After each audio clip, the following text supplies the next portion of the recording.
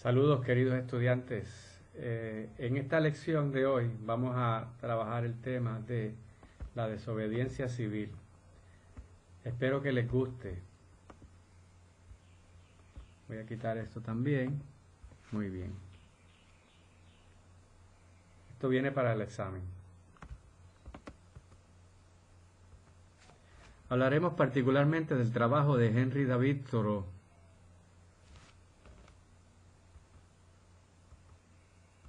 Thoreau nació en 1817 en Massachusetts, en Estados Unidos.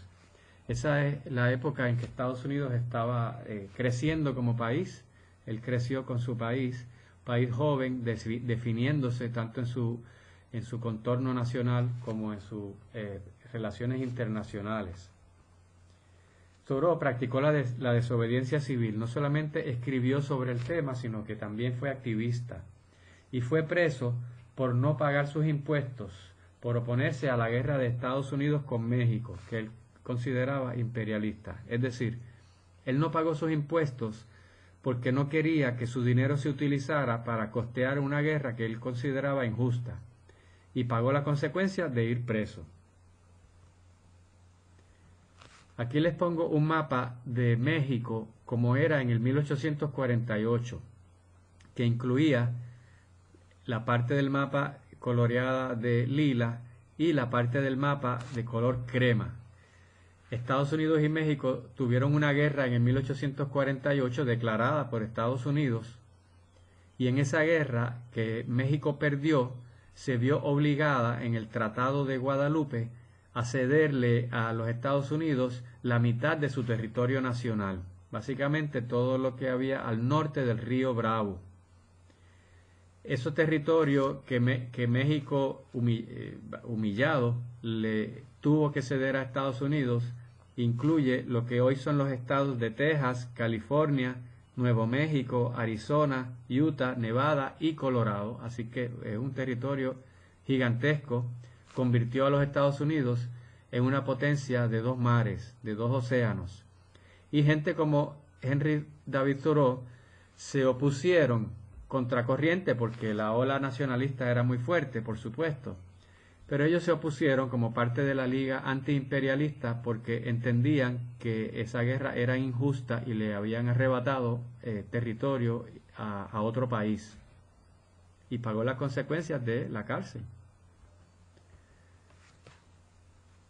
El pensamiento de Thoreau influyó a todos los pensadores y activistas de la desobediencia civil pacífica. Un desobediente civil no incluye a un guerrillero, eso es otra cosa. Sí incluye a desobedientes civiles pacíficos como Mahatma Gandhi, el líder de la independencia de India y que la practicó extensivamente como estrategia para poner presión.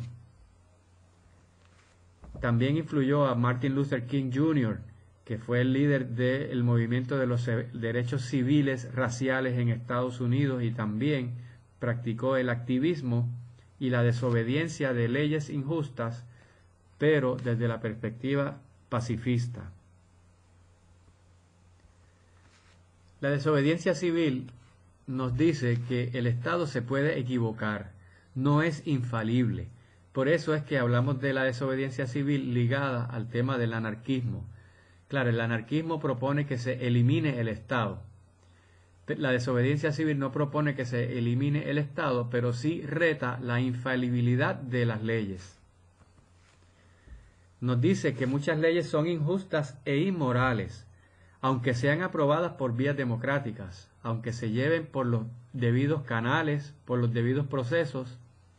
Los estados se equivocan y pueden aprobar leyes que son injustas y que son inmorales.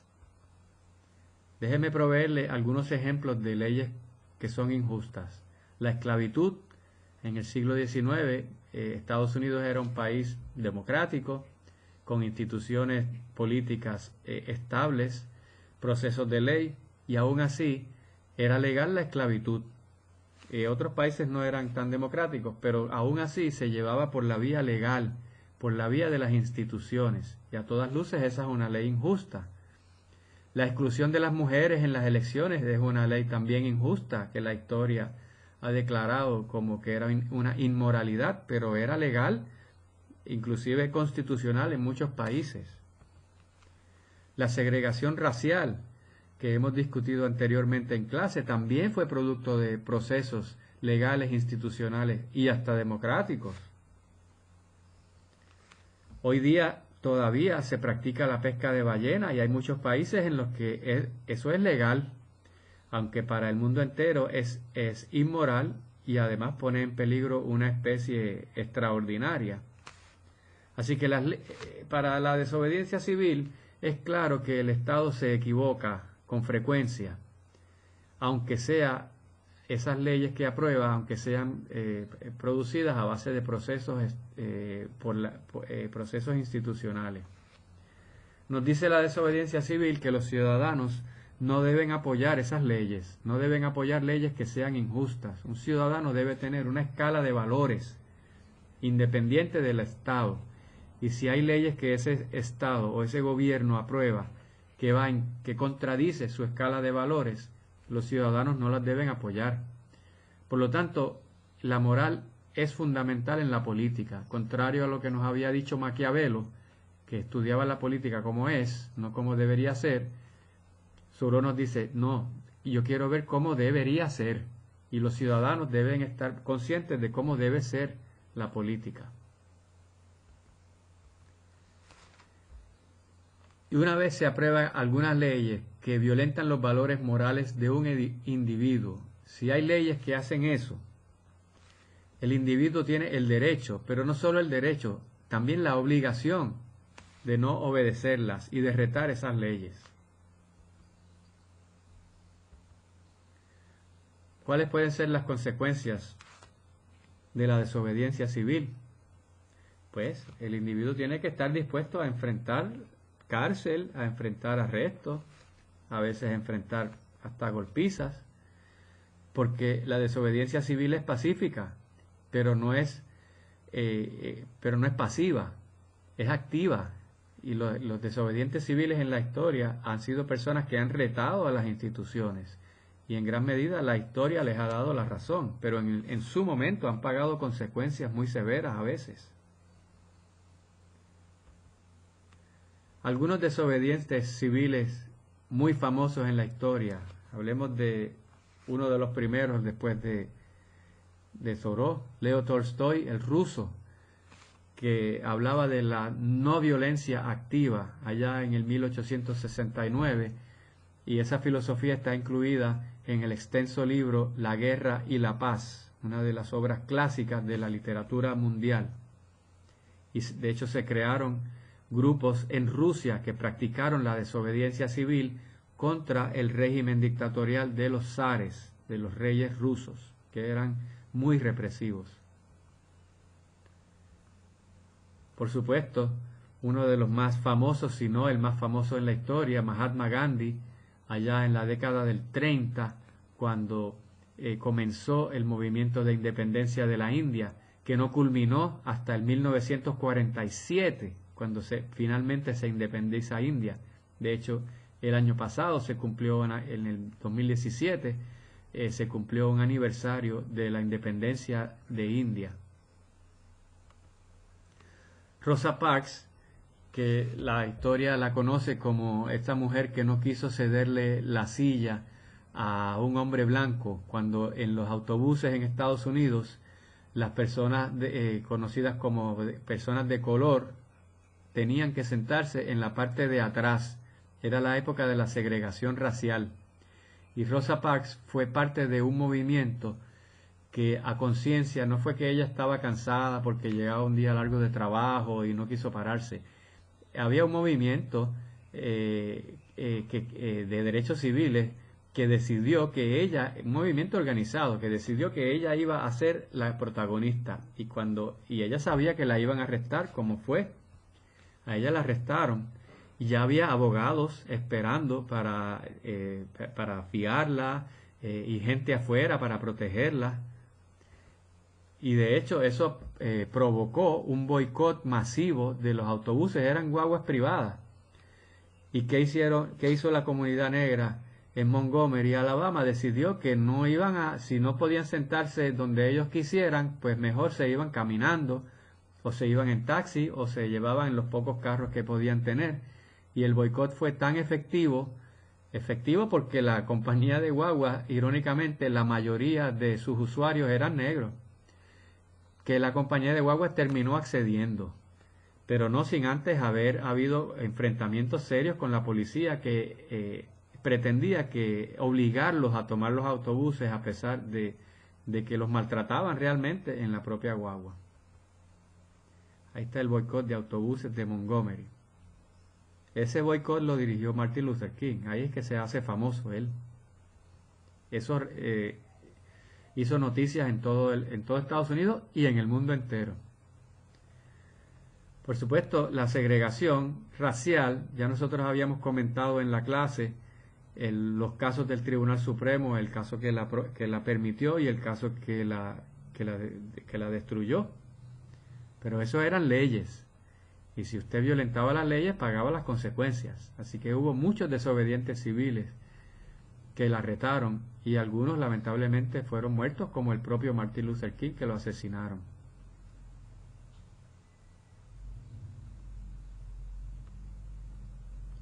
Por supuesto, Martin Luther King es el símbolo vivo de la desobediencia civil y los derechos civiles en Estados Unidos, pero era un grupo enorme, no era él solamente.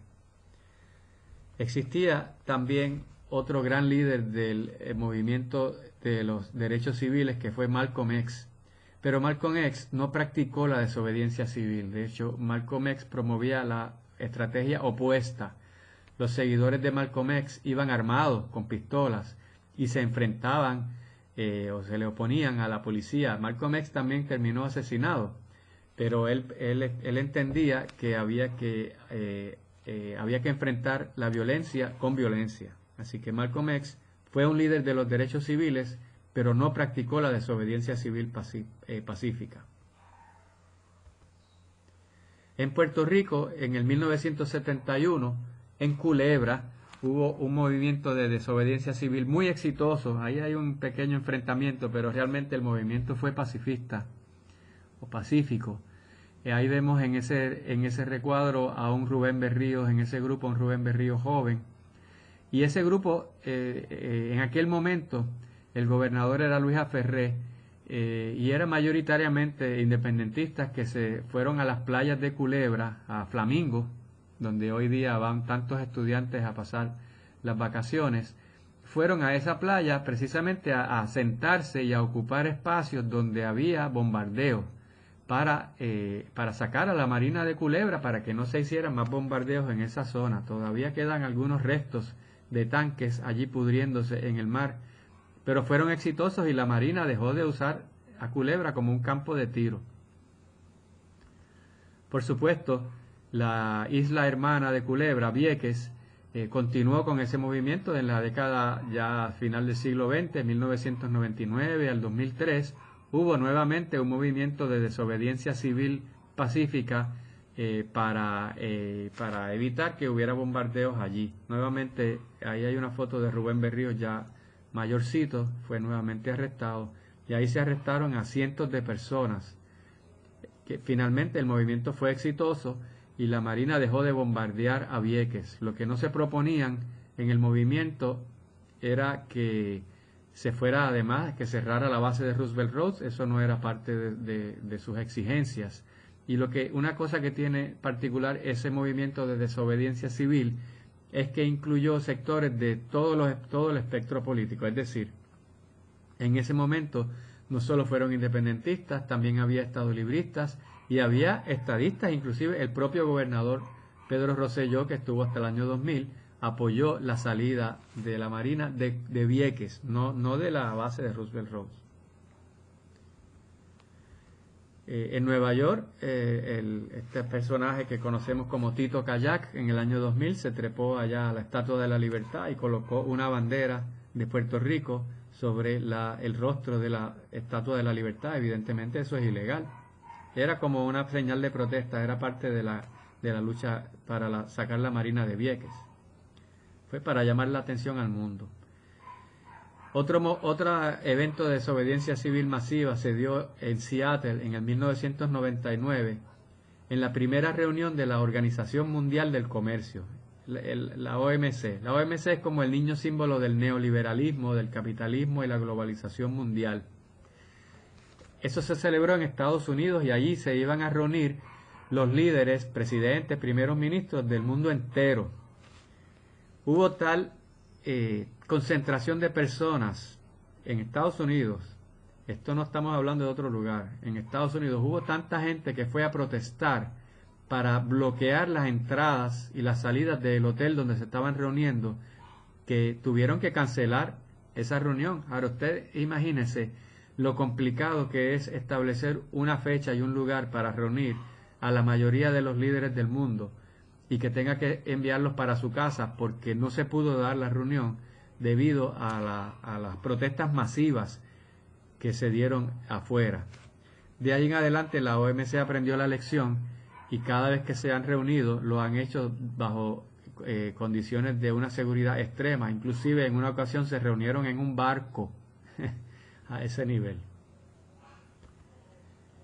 Ya más recientemente aquí en Puerto Rico, los Amigos del Mar, como se autodenominan, en la playa de Isla Verde, al lado del Hotel Marriott, un sector de la playa que ellos entienden que el hotel no debe poseer y que va a construir un estacionamiento.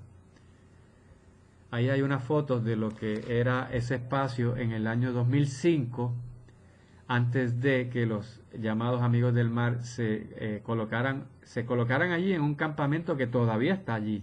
Y una foto en el 2014 en la que se ve mucho más reforestada la zona. Esa es la zona donde se iba a construir un estacionamiento que no han podido porque están allí permanentemente. Ya en los últimos tiempos, el tema de las cenizas en Peñuelas también ha provocado actos de desobediencia civil. Grupos ambientalistas y de otras índoles se han colocado en la carretera bloqueando el paso de los camiones que llevan estas cenizas para vertirlas en el vertedero de Peñuelas y por supuesto han sido arrestados porque no es legal usted bloquear una calle y evitar que pasen carros. Y los desobedientes civiles allí en Peñuelas están conscientes de eso y lo han hecho a sabiendas de que van a ser arrestados. Ese caso todavía está pendiente, evidentemente eso no ha terminado.